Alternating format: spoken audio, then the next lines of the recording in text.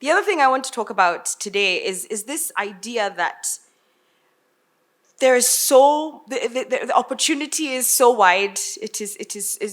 There's so much that we can be doing, and unfortunately, sometimes I love planting trees.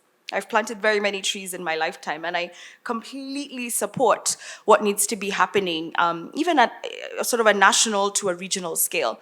But I also want to push the button to all of you today. There is so much more that we can be doing in this space.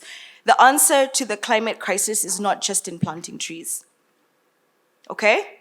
I also want to push it to you that we are a developing country, we're a developing economy. Africa is at a stage where development can go left or it can go right. We are still faced with some really huge challenges, huge challenges. If you look at the level of poverty that is on this continent, the opportunity there, when you have 60% of a population that is a youthful population, that's an opportunity. When you look at energy, almost 70% of Africa's population do not have access to reliable energy. So as much as we're having a conversation about renewable energy solutions, we need to start with making sure that people have access to energy. People have access to lights, to electricity, that they're able to, build businesses, build ecosystems. Energy is a requirement for that, right? So that's the first opportunity. The other is around, look at food security. This is another huge area that as an African economy, we are struggling with. I was pulling up some stats earlier on as I was coming here. At least 1 in every 5 African goes to bed hungry.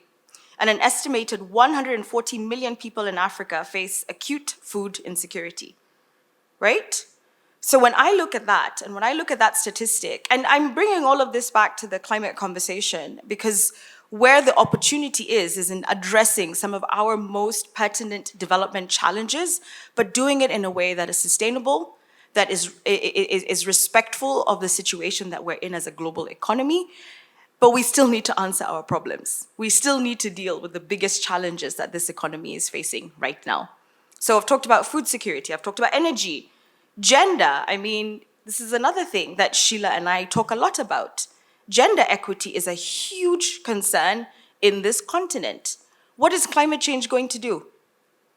It's going to make it even worse. If you thought we have made any strides, if we've made any improvements in women's access to opportunities, climate change is only going to take us 10 steps back.